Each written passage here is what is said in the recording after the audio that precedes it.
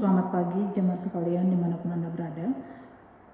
Pada hari ini kita kembali mengikuti kebaktian minggu pagi ini dari rumah kita masing-masing.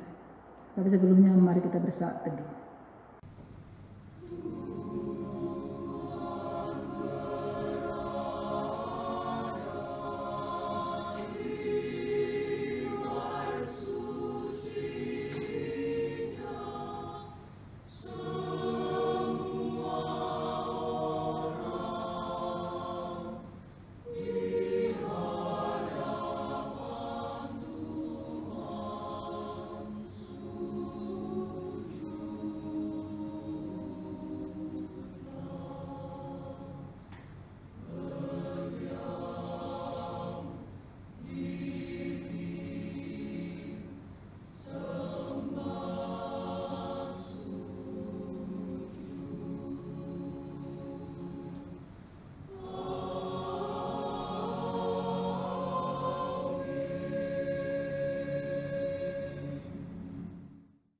Bapa dalam surga, Bapa yang kami puji dan kami sembah dalam nama Tuhan Yesus Kristus.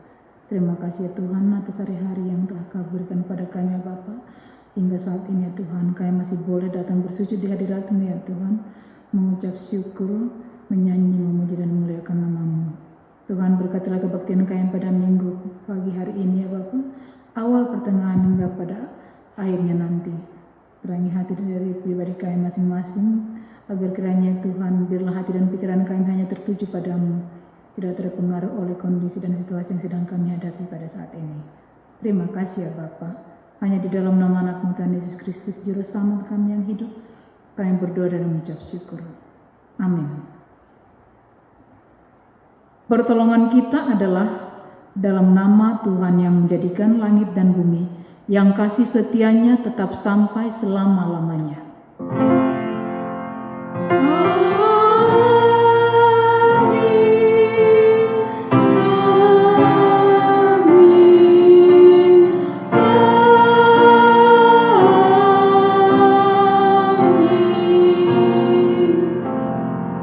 Kiranya kasih karunia dan damai sejahtera dari Allah Bapa kita dan dari Tuhan Yesus Kristus menyertai jemaat sekalian.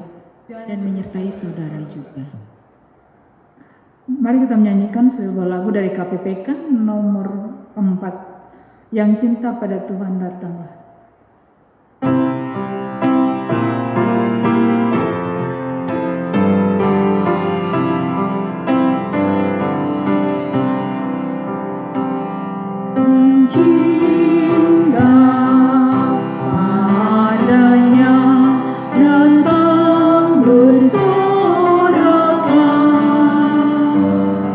Sehati memuji Dia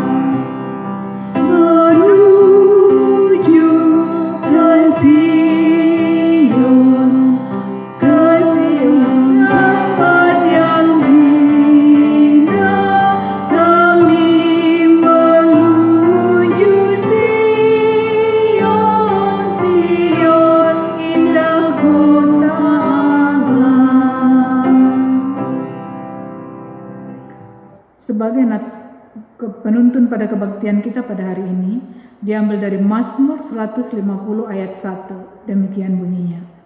Haleluya, pujilah Allah dalam tempat kudusnya, pujilah Dia dalam cakrawalanya yang kuat. Sementara kita akan melakukan dosa kita di hadapan Tuhan. Tapi sebelumnya mari kita menyanyi dari KPPK nomor 196. Sebenarnya aku tak layak.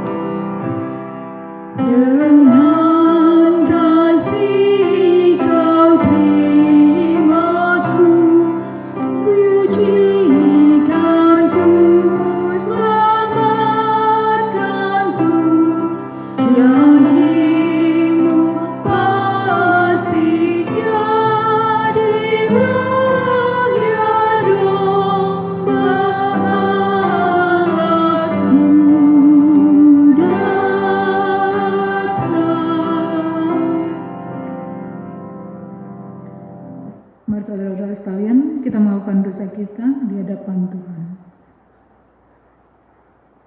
Bapa dalam surga, terima kasih ya Tuhan atas segala berkat dan anugerah yang Kau berikan kepada kami ya Bapa. Dan terima kasih juga ya Bapa atas anak-Mu yang telah Kau berikan kepada kami ya Bapa untuk menebus-nebus dosa kami sehingga kami dapat layak ya Tuhan berada di hadapan-Mu. Sehingga kami layak untuk bersujud memohonkan ampun atas segala dosa-dosa kami ya Bapa. Tuhan, ampunilah dosa-dosa kami ya Tuhan, kedekilan hati kami ya Bapa, kecongkakan kami ya Tuhan, kesombongan kami ya Bapa, baik itu melalui perkataan kami ya Bapa, penglihatan kami, tingkah laku kami sehari-hari ya Tuhan, yang kadang kami sadari Tuhan sudah menyinggung hati orang lain, maupun yang tidak kami sadari ya Bapa. Terlebih ya Tuhan di masa pandemi sekarang ini ya Tuhan, keadaan ya Bapa membuat kami gampang marah, gampang emosi ya Tuhan. Bahkan ya Bapa, bahkan melakukan hal-hal yang tidak Engkau kehendaki. Tuhan ampunilah kami. Tolong kami ya Bapa agar kami kuat ya Tuhan dalam menghadapi segala persoalan yang kami hadapi hari demi hari. Tuhan, terima kasih atas pengampunan-Mu. Terima kasih ya Tuhan atas anak-Mu yang telah Kau persembahkan untuk pengampunan dosa, untuk mengampuni dosa-dosa kami. Terima kasih ya Tuhan, hanya di dalam nama anak-Mu Tuhan Yesus Kristus Juru Selamat kami yang hidup, kami sampaikan doa permohonan kami kepada-Mu. Amin. Berita anugerah untuk kita pada pagi hari ini diambil dari Yeremia 33 ayat 8. Demikian bunyinya.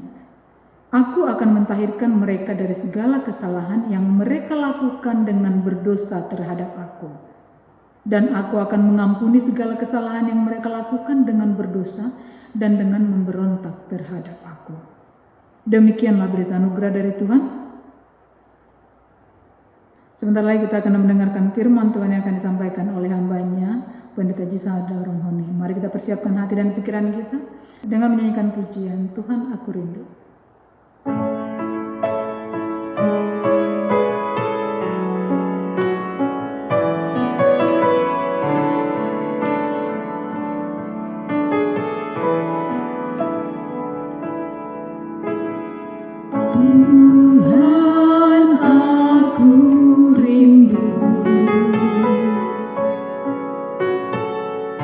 Tuhan aku siap.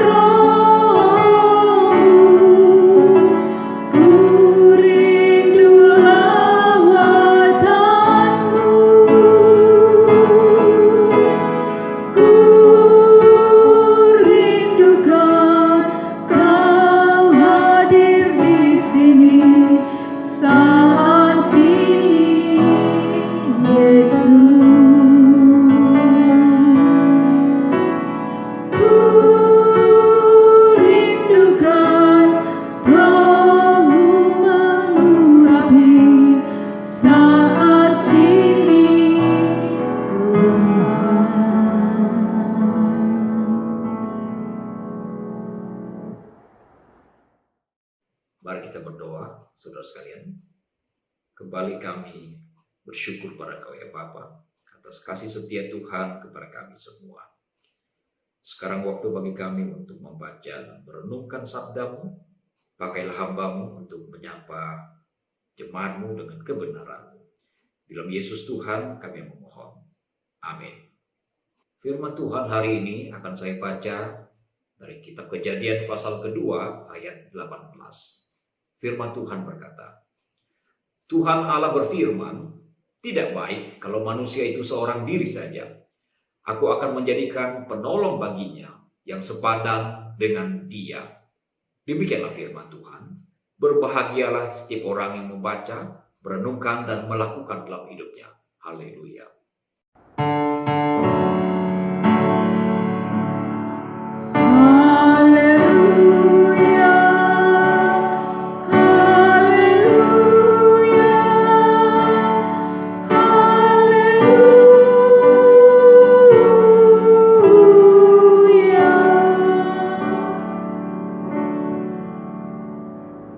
Saudara sekalian, di dalam kehidupan orang dewasa, ada sukacita dan kepuasan yang sangat istimewa yang hanya dapat diraih melalui ikatan suami dan istri.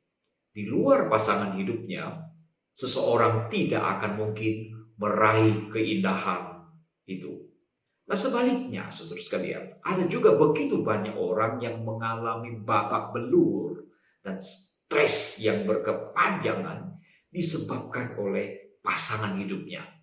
Pengurus sebuah panti rehabilitasi mental di wilayah Bekasi membeberkan fakta bahwa pasien wanita yang dirawat di panti itu yang mengalami stres dan yang berakhir dengan gangguan kejiwaan, hampir semuanya adalah disebabkan karena ulah laki-laki. Misalnya ada istri yang dikecewakan oleh suaminya, atau ada juga wanita muda yang ditinggal pergi oleh pacarnya dalam kondisi hamil. Dengan demikian, partner atau pasangan hidup di dalam pernikahan itu bisa menjadi sumber kebahagiaan sekaligus menjadi sumber stres bagi banyak orang lain. Di dalam banyak kasus malah menjadi sumber petaka. Beberapa waktu yang lampau diberitakan ada suami istri yang ribut dan yang berakhir dengan saling menikam di antara suami dan istri. Karena menikah ada risiko, maka sekarang banyak orang memilih untuk tidak menikah. Di Jepang dalam beberapa tahun terakhir ini ada tren di mana kaum pria lebih memilih untuk menikah dengan boneka. Akan tetapi saudara, Tuhan menghendaki umatnya menikah. Dia berkata, tidak baik kalau manusia itu seorang diri saja. Aku akan menjadikan penolong baginya yang sepadan dengan dia. Nah itulah pernikahan yang pertama di Taman Eden. Dan di dalam surat 1 Korintus pasal 7 ayat 1-2, Rasul Paulus berkata seperti ini. Dan sekarang tentang hal-hal yang kamu tuliskan kepadaku adalah baik bagi laki-laki kalau ia tidak kawin. Tetapi mengingat bahaya percabulan, baiklah setiap laki-laki mempunyai istrinya sendiri dan setiap perempuan mempunyai suaminya sendiri. Nah, karena ada kondisi darurat pada waktu itu, maka Paulus berkata, lebih baik laki-laki tidak menikah. Akan tetapi, jika mereka tidak tahan bertarak dan mengingat bahaya percabulan, maka Paulus katakan, baiklah setiap orang mempunyai pasangannya sendiri. Saudara sekalian, di mata Allah, Adam hidup sendiri tidaklah baik. Itu sebabnya Tuhan menyediakan pasangan bagi manusia pertama itu. Nah, dengan bersatunya Adam dan Hawa di dalam ikatan pernikahan, mereka meraih begitu banyak kebaikan. Dan itu baik di mata Allah. Tidak menikah tidak baik. menikah baik. Akan tetapi kebaikan di dalam pernikahan tidak akan datang dengan sendirinya jika masing-masing pihak tidak menjalankan fungsi dan peran dengan baik, benar, dan proporsional. Ada pertanyaan penting. Apa yang harus suami dan istri sadari dan lakukan agar masing-masing pihak tidak menjadi sumber stres satu sama lain? Yang pertama adalah ketahuilah bahwa kebaikan di dalam perkawinan adalah dalam konteks percaya dan taat kepada Tuhan. Perhatikan dengan seksama, walaupun Adam mendapatkan istri yang sepadan, yang dirancang secara khusus baginya, tidak berarti bahwa ke depan keluarga ini tidak ada masalah. Hawa, istri yang sepadan untuk Adam, disediakan oleh Allah secara langsung, tetap saja menjadi biang kerok. Sudah bayangkan, apalagi jika seseorang mendapatkan pasangan yang tidak sepadan, didapatkan dengan sembarangan, bukan dari Allah, maka potensi untuk menjadi sumber masalah menjadi semakin besar. Apa masalah Adam dan Hawa? Di dalam Kejadian pasal 2 ayat 6 dan 7, Tuhan memberikan perintah kepada Adam tentang buah yang tidak boleh dimakan. Lantas di ayat ke-21, 23 di pasal yang sama, Tuhan menciptakan Hawa. Dan Kejadian pasal ketiga itu adalah peristiwa di mana manusia dicobai oleh si ular. Sangat menarik. Hawa bisa menjawab dengan tepat larangan atau perintah Tuhan kepada Adam. Besar kemungkinan Adam yang memberitahukan perintah itu kepada istrinya. Tetapi yang jadi masalah adalah Adam tidak menjadi kepala keluarga yang baik. Dia hanya sebatas memberitahukan para istrinya tentang larangan yang tidak boleh mereka lakukan. Sedangkan ia sendiri, Adam, tidak sepenuhnya percaya kepada Allah yang memberikan perintah itu. Dan terbukti ketidakpercayaan Adam itu diwujud nyatakan di dalam memberontak kepada Allah, tidak taat kepada Allah.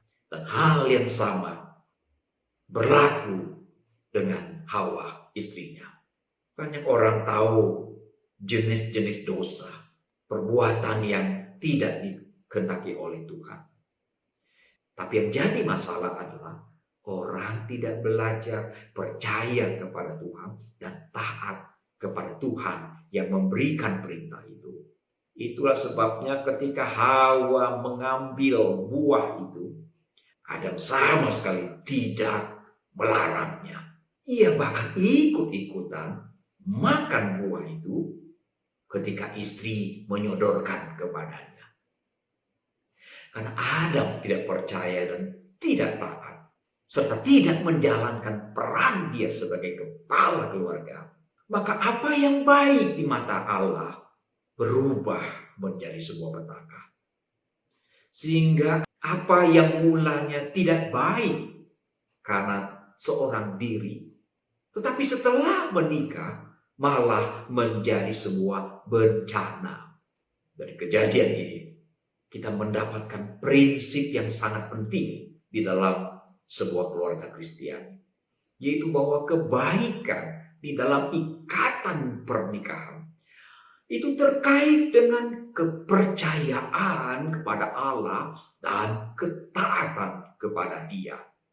Dan tidak akan ada kebaikan yang sepenuhnya jika tidak ada kepercayaan, apalagi tidak ada ketaatan kepada Allah.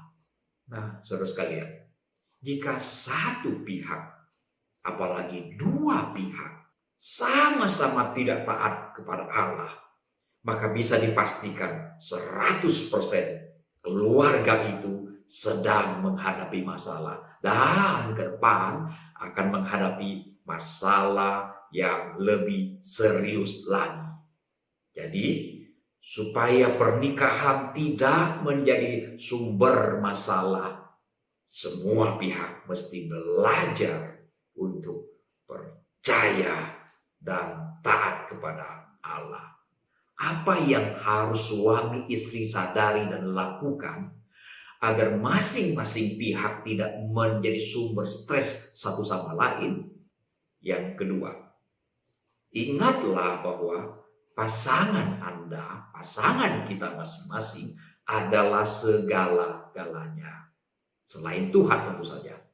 Karena pernikahan itu sangat penting di mata Allah, maka kita bisa menemukan di Alkitab ada begitu banyak ayat yang memberitahukan kepada pembaca, yaitu tindakan-tindakan antisipasi terhadap adanya kemungkinan kegagalan di dalam pernikahan.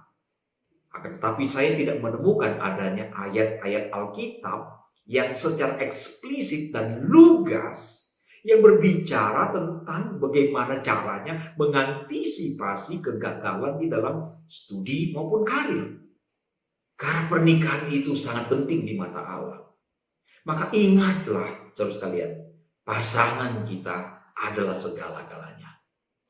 Oleh sebab itulah, setiap pasangan mesti mempertahankan api di dalam pernikahan mereka.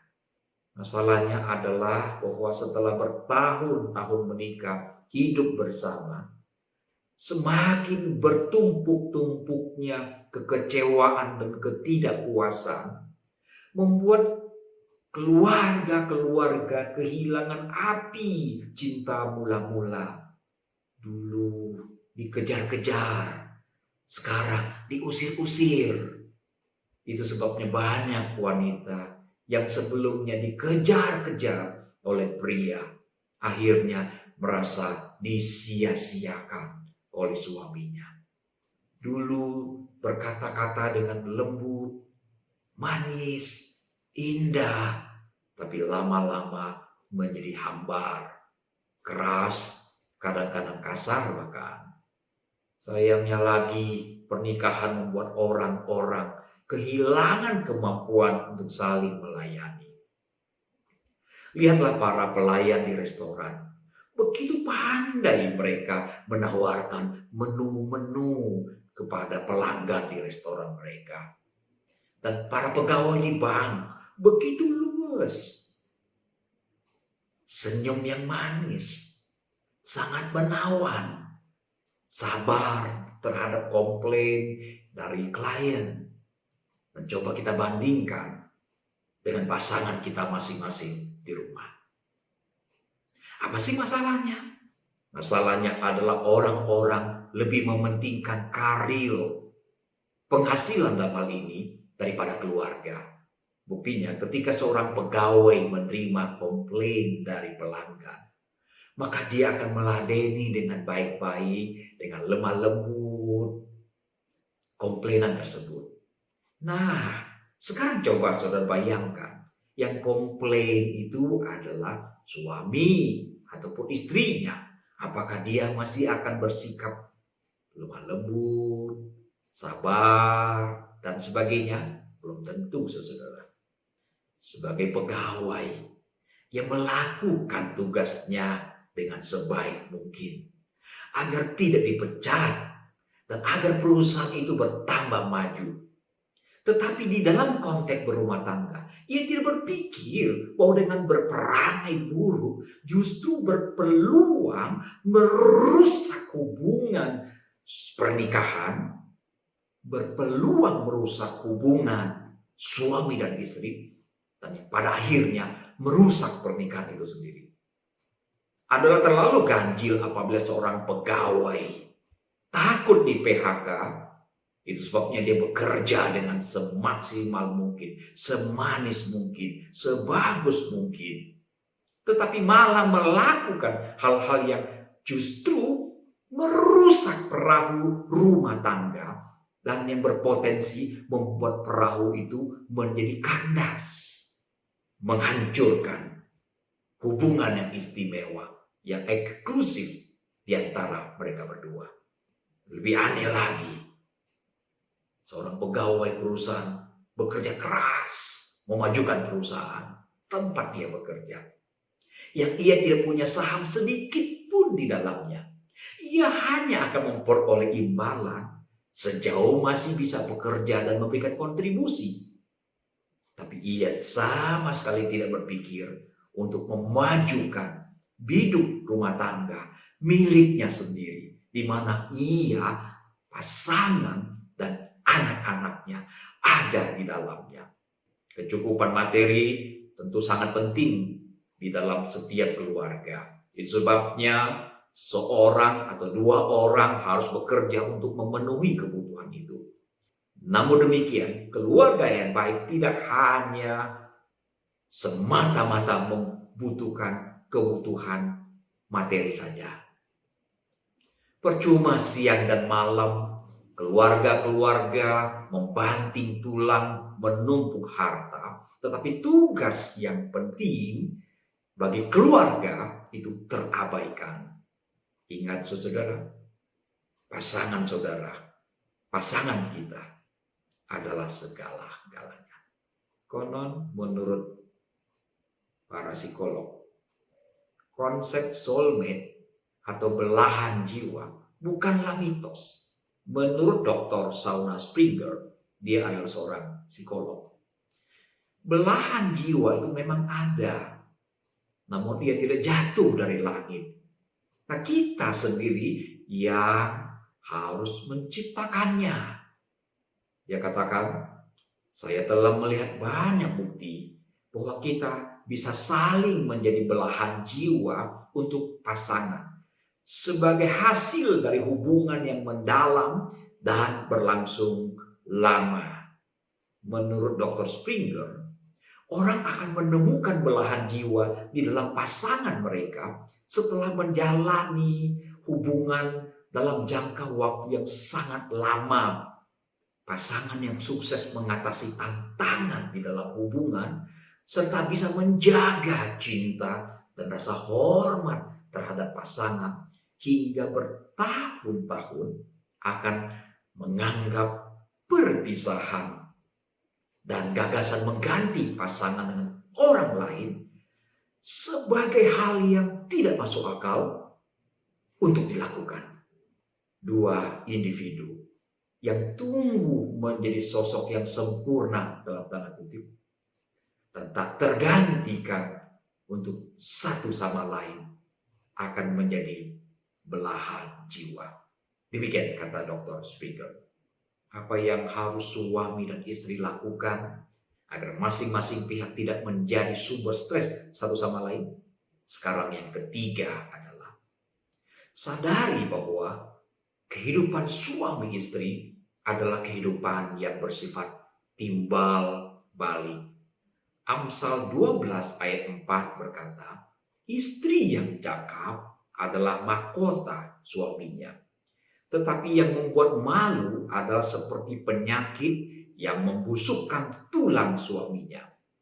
Saudara sekalian, metafora ini menarik. Jika seorang istri cakap, ia akan menjadi mahkota mulia yang ditaruh di mana? Ditaruh di kepala suaminya. Jadi istri yang cakap akan mendapatkan kehormatan luar biasa. Sebaliknya, jika ia memalukan suaminya, maka ia akan menjadi penyakit yang menyakitkan, tidak akan disukai, dan akan diberantas. Terus kalian, cara kita membawa diri kita dan menghadapi pasangan kita akan menentukan masa depan kita. Karena partner kita, pasangan hidup kita akan menjadi seperti apa, sangat bergantung bagaimana kita memperlakukannya. Ada orang mengatakan bahwa jika seorang suami ingin diperlakukan sebagai raja, maka dia mutlak harus memperlakukan istrinya sebagai ratu. Sebaliknya seorang istri tentu ingin diperlakukan sebagai ratu yang terhormat. Dan seorang istri yang ingin diperlakukan sebagai ratu yang terhormat, maka tidak ada pilihan lain bagi dia adalah harus memperlakukan suaminya sebagai raja. Hanya karena anugerah Tuhan, jika ada istri yang diperlakukan dengan buruk, tetapi tetap mau mengampuni dan mengasihi suami yang buruk seperti itu. Karena bersifat timbal balik, apabila muncul masalah di dalam pernikahan, maka masalah yang muncul itu biasanya bersumber dari dua pihak, baik langsung maupun tidak langsung. Misalnya, saat seorang suami terjatuh di dalam dosa perselingkuhan, bisa jadi karena memang si pria itu tidak rohani, mata keranjang, atau genit.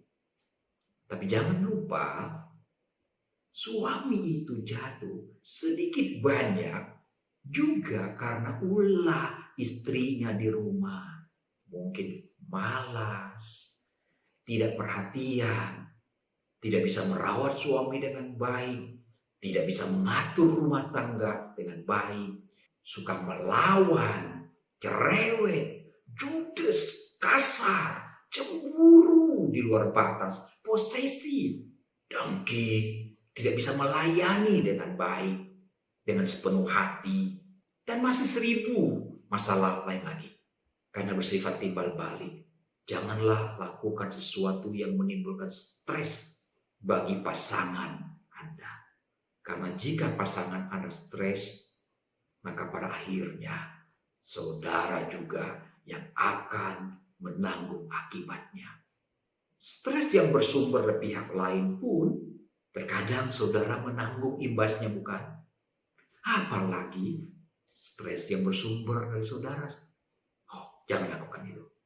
Ingatlah saudara, baik atau buruknya pasangan kita bergantung perilaku kita sendiri. Baik suami maupun istri. Timbal balik. Apa yang harus suami dan istri lakukan agar masing-masing pihak tidak menjadi sumber stres satu sama lain? Terakhir, yang keempat adalah jika ingin meraih sukacita di dalam pernikahan yang secara eksklusif dapat saudara raih di dalam hubungan suami dan istri, ada tugas dan kewajiban di dalamnya. Jangan lupa untuk membahagiakan terlebih dahulu pasangan saudara. Suami membahagiakan istri, istri membahagiakan suami. Berlaku dua pihak dalam hal ini. Terus kalian, banyak orang ingin mempunyai keluarga yang bahagia, tapi tidak melakukan PR dengan baik.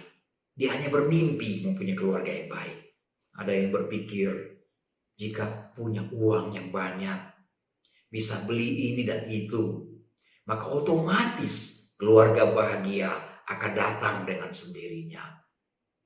Mana mungkin keluarga yang bahagia akan datang dengan sendirinya jika orang-orang dalam keluarga itu tidak memperjuangkan, tidak mengusahakannya bersama-sama. Karir yang sukses, ekonomi yang mapan, tidak secara otomatis membuat keluarga menjadi sukses. Di dalam banyak kasus, kesuksesan materi, kemapanan hidup justru menjadi pemicu konflik di dalam banyak keluarga. Terus kalian, seseorang otomatis akan sukses di dalam karir dan finansial. Karena apa? Karena dia memperjuangkannya sedemikian rupa. Bahkan dari kecil orang tua telah mempersiapkan segala sesuatu. Anak-anak pergi sekolah, pergi kuliah, merintis usaha, memikirkannya siang dan malam. Pasti berhasil. Karena telah dipersiapkan dengan sedemikian rupa.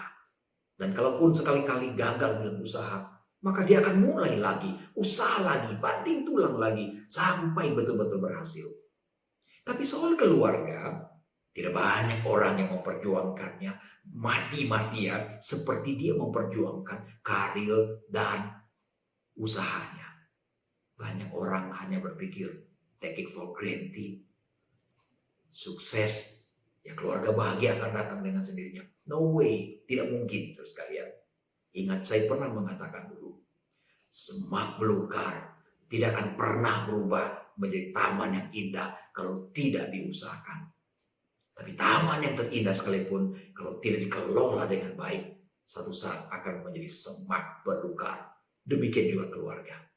Saudara sekalian, pasangan hidup kita adalah seperti pohon mangga yang ditanam di dalam pot. Pohon mangga yang ditanam di tanah tidak perlu disiram, bisa menyerap makanan dan air dengan sendirinya. Tapi menjadi berbeda kalau pohon mangga ditanam di dalam sebuah pot. Dia tidak mempunyai banyak sumber untuk mendapatkan asupan makanan maupun air. Nah, agar pohon ini bisa bertahan hidup bahkan membawa hasil, mau tidak mau pohon itu mesti dirawat, mesti disiram air. Apabila saudara tidak melakukan tugas ini dengan baik, jangan harap saudara akan mendapatkan keuntungan, kebaikan dari pohon mangga ini. Dan celakanya, saat kita tidak mendapatkan kebaikan di dalam pernikahan kita, maka hampir dapat dipastikan kita akan menuai masalah demi masalah di dalam relasi kita. Karena itu saudara, tugas dan peran masing-masing pihak menjadi sangat penting. Pria melakukan tugasnya dengan baik, memberikan masukan-masukan, membimbing, mengarahkan, karena dia adalah kepala rumah tangga. Jangan seperti Adam yang gagal membimbing istrinya. Wanita juga mempunyai peran. Dia adalah seorang penolong yang sepadan. Secara fisik, pria umumnya lebih kuat daripada wanita. Tetapi di dalam kekuatan seorang pria, ia mempunyai banyak sekali kekurangan, kelemahan yang perlu ditutupi dan ditolong oleh seorang penolong, itu istrinya. Alkitab berkata bahwa wanita adalah penolong bagi suaminya. Penolong bukan hanya urusan masak-memasak, cuci-mencuci, tapi menolong dalam aspek-aspek yang lain juga penting. Misalnya, seorang pria tidak sabar. Itu menjadi kelemahan dari pria itu. Nah, seorang suami yang pemarah itu perlu ditolong oleh istrinya agar satu saat pria yang pemarah ini berubah menjadi seorang yang sabar. Ini penolong sejati. Jadi dalam hal inilah peran seorang wanita sebagai seorang penolong dibutuhkan. Seorang wanita, istri dalam hal ini, membuat suaminya menjadi sabar. Bukan sebaliknya, membuatnya semakin hari semakin tidak sabar. Setiap suami dan istri mesti melakukan bagiannya dengan baik dan benar. Apalagi jika saudara dan saya berada di dalam pernikahan yang sulit. Lebih banyak lagi PR yang harus dikerjakan. Tapi percayalah, di dalam anugerah Tuhan, segala sesuatu ada jalan keluarnya. Jika kita mau mengerjakan bagian kita. Jika saudara belum pernah menonton film War Room, saya menyarankan saudara menonton film ini. Sebuah film Kristen, saudara. Yang berkisah tentang suami istri yang diambang perceraian. Mereka sukses secara finansial, tapi keributan yang berkepanjangan terjadi. Suami jatuh di dalam perselingkuhan dan melakukan kecurangan di dalam pekerjaannya. Si istri bernama Liz dan suaminya bernama Tony. Kehidupan Liz diubahkan ketika ia bertemu dengan seorang wanita tua bernama Clara yang menjelaskan bagaimana strategi yang baik untuk menyelamatkan keluarga. Clara mengajari Liz bagaimana memenangkan pertempuran. Dia mengatakan harus memiliki strategi untuk melawan iblis yang merongrong keluargamu. Ada satu kalimat yang menarik diucapkan oleh Clara terhadap Liz. Dia katakan, musuhmu bukanlah suamimu. Walaupun suaminya melakukan banyak kesalahan, melakukan banyak hal-hal yang tidak baik. Tapi musuhmu adalah iblis. Serahkanlah semua itu pada Tuhan. Berdoalah. Dan Clara mengajari Liz bagaimana cara berdoa. Film ini berakhir dengan happy ending, saudara sekalian. Walaupun mereka berada di dalam pernikahan yang sangat-sangat sulit. Jika saudara berada di dalam pernikahan yang sulit, saudara harus melakukan lebih banyak lagi upaya. Di Korea ada sebuah cerita rakyat yang menarik. Suatu saat ada seorang pria ikut perang karena wajib militer. Setelah 3 tahun pulang dari peperangan, suami ini berubah secara total. Dia menjadi murung, temperamental, suka marah, mabuk, dan melakukan banyak kekerasan pada istrinya. Nah, si istri berusaha sekuat tenaga menyelamatkan pernikahannya. Suami pergi ke ladang tapi tidak mau bekerja sama sekali. Ogah-ogahan dan malas-malasan. Sampai satu saat sang istri yang bernama Yun Ok itu mendatangi seorang bijak.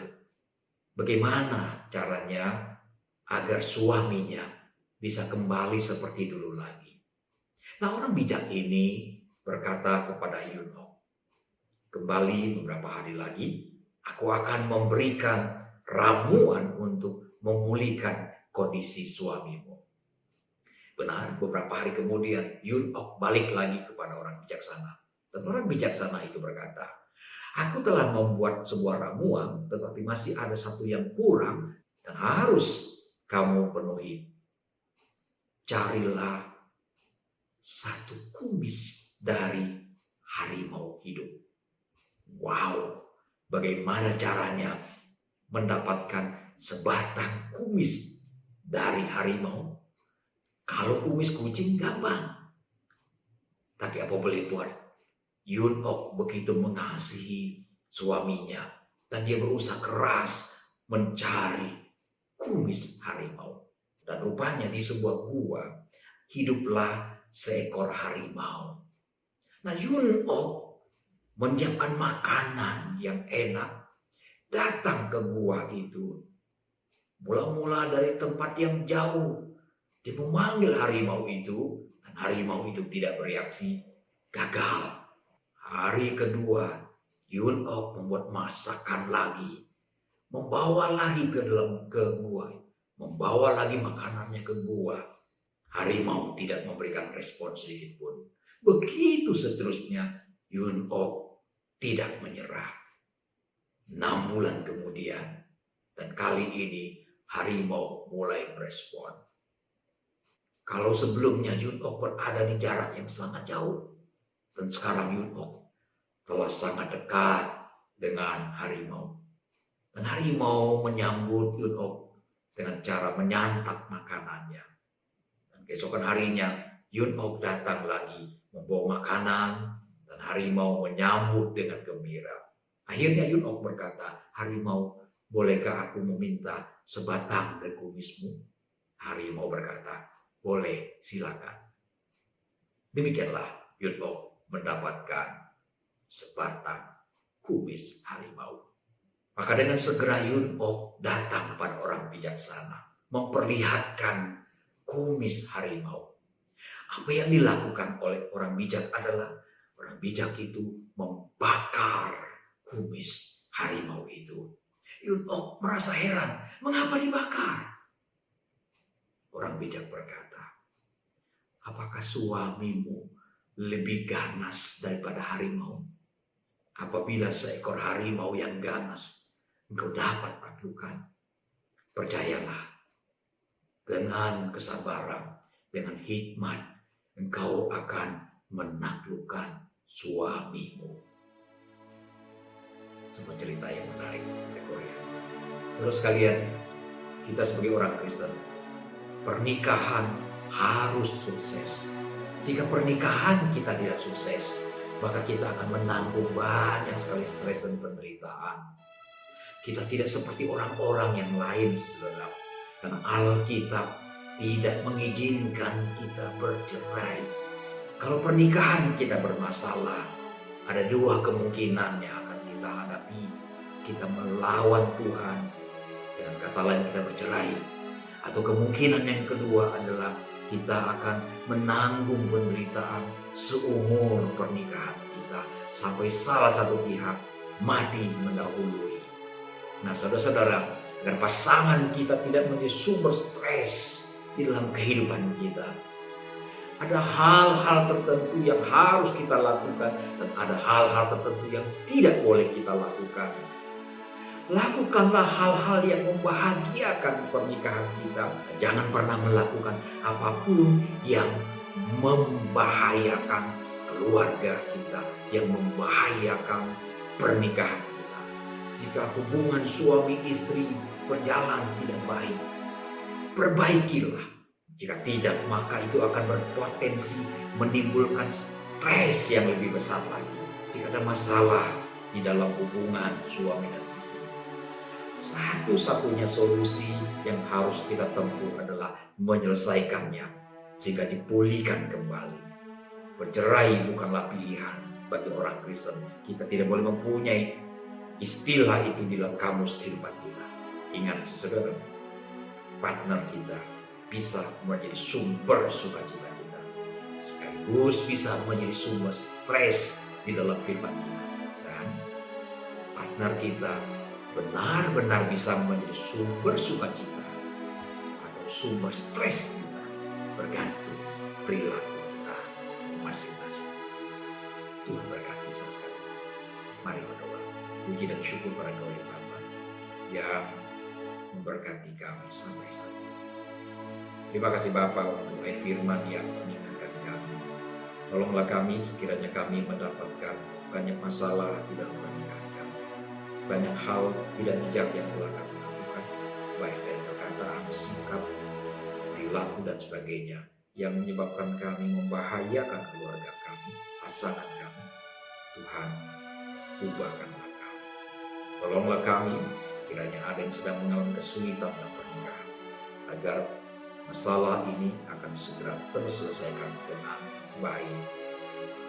Mampukan kami untuk mengantisipasi dengan baik, agar pernikahan kami menjadi pernikahan yang penuh dengan kebahagiaan dan bukan pernikahan yang menjadi sumber konflik dan sumber pertikaian. Di dalam Yesus Tuhan kami memohon. Amin.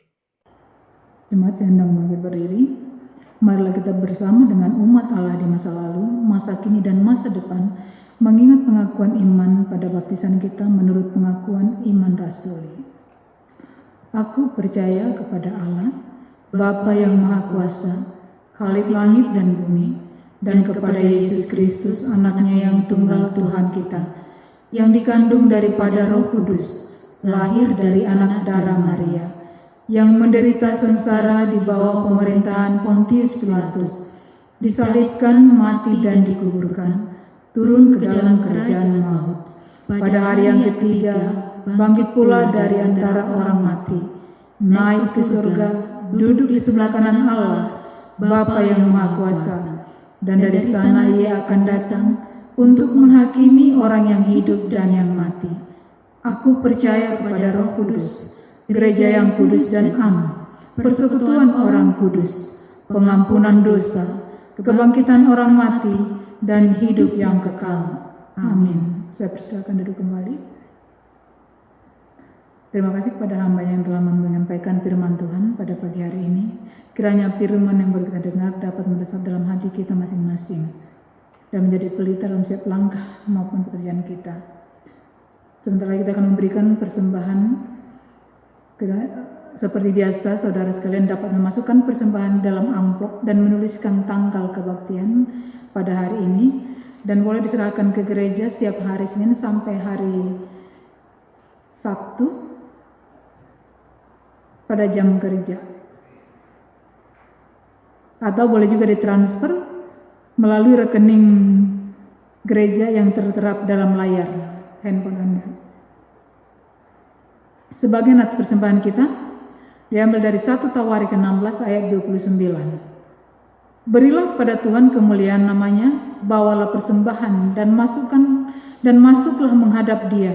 Sujudlah menyembah kepada Tuhan dengan berhiaskan kekudusan. Mari kita berdoa. Bapa dalam surga, terima kasih yang ucapkan kehadirat Bapa atas segala berkat dan anugerah yang telah Tuhan berikan kepada kami. Sebentar lagi ya Tuhan, kami akan memberikan sebagian daripada apa yang telah Kau berikan kepada kami ya Bapa sebagai persembahan kami. Kiranya berkatilah Bapa persembahan ini, agar kiranya boleh menjadi berkat dan boleh dipergunakan ya Tuhan hanya untuk kemuliaan nama-Mu saja. Terpujilah nama-Mu ya Bapa, hanya di dalam nama anak-Mu Tuhan Yesus Kristus Juru Selamat kami yang hidup, kami berdoa dan mengucap syukur. Amin. Mari kita bernyanyi dari KPPK nomor 344, serahkan yang terbaik padanya.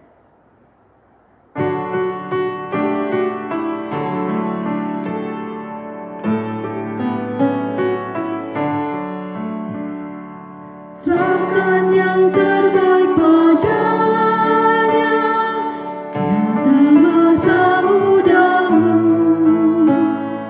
Serahkan tubuh jiwa rohmu, setia berperang baginya. Yesus teladan yang indah, Dia teguh dan tak gentar. Pada Tuhan mengabdilah, serahkan terbaik padanya. Serahkan yang terbaik padanya, naga masa mudamu. Lengkapkan senjata Injil, setia berperang baginya.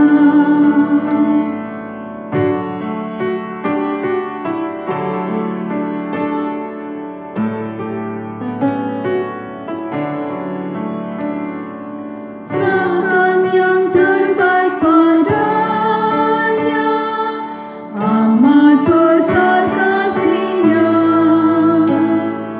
Bagimu Ia disalibkan, agar kau tak binasa. Meski mati tak bersungut, mencurahkan darahnya. Padanya serahkan hatimu, serahkan terbaik padanya. Serahkan yang terbaik padanya, naga masa mudamu. Lengkapkan senjata Injil, setia berperang baginya.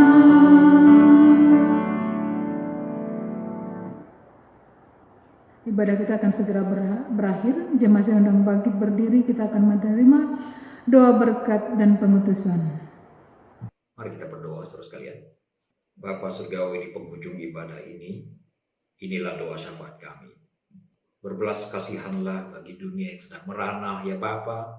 Berikanlah belas kasihan-Mu kepada penduduk dunia yang menderita saat ini. Hampir seluruh umat manusia menderita. Tuhan, berikanlah damai dan sentosa-Mu. Kekuatan-Mu dilimpahkan bagi umat manusia, agar semua orang dapat menanggung beban ini dengan kekuatan yang dari Tuhan.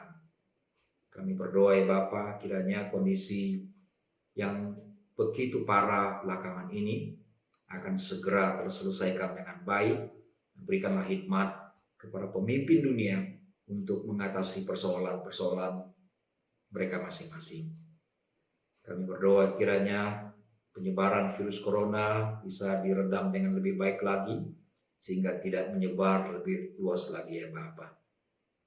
Bapa yang baik, kami juga berdoa untuk negara Lebanon yang baru-baru ini mengalami goncangan hebat karena ledakan dari bahan peledak.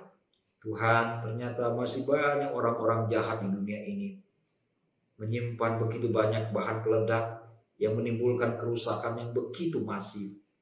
Tuhan, kami berdoa kiranya orang-orang jahat dapat insaf sehingga tidak melakukan teror, tidak melakukan kekejian yang menimbulkan masalah bagi kemanusiaan.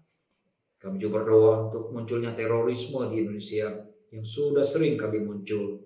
Tuhan, berikanlah Densus 88 dapat menggulung semua tindakan terorisme sehingga tidak menimbulkan bahaya di belakang hari. Bapa, kami berdoa untuk gereja-gereja. Tuhan berkati agar gereja-gereja boleh bijaksana melakukan ibadah. Kami merindukan ya Bapa, ibadah secara onsite bisa dilakukan. Tuhan, kiranya berbelas kasihan kepada umat Tuhan di mana saja, agar umat Tuhan dilindungi, disertai oleh Tuhan. Umat-Mu, Jemaat GKI Philadelphia, berada di dalam anugerah-Mu saja ya Bapa. Yang berusaha Tuhan berkati, pekerjaan Tuhan siapkan, hubungan suami istri dipulihkan, anak-anak bertumbuh dengan sehat, damai dan sejahtera-Mu diturunkan ya Bapa. Mari saudara kita naikkan doa Bapa kami. Bapa kami yang di surga, dikuduskanlah nama-Mu, datanglah kerajaan-Mu, jadilah kehendak-Mu di bumi seperti di surga. Berikanlah kami pada hari ini makanan kami yang secukupnya, ampunilah kami akan kesalahan kami, seperti kami juga mengampuni orang yang bersalah pada kami.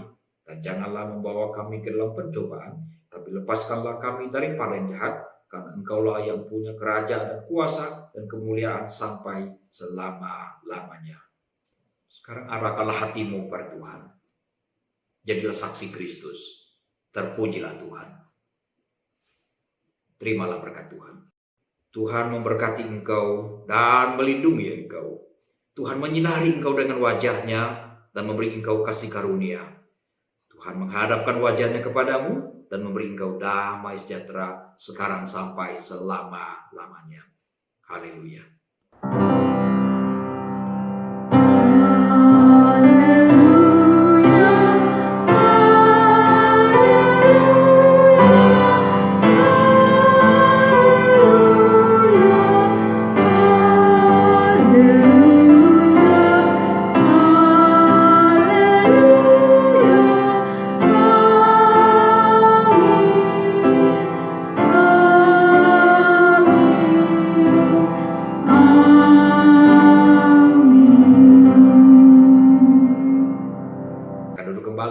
Saat teduh ibadah selesai, Tuhan Yesus tetap memelihara saudara sekalian. Amin.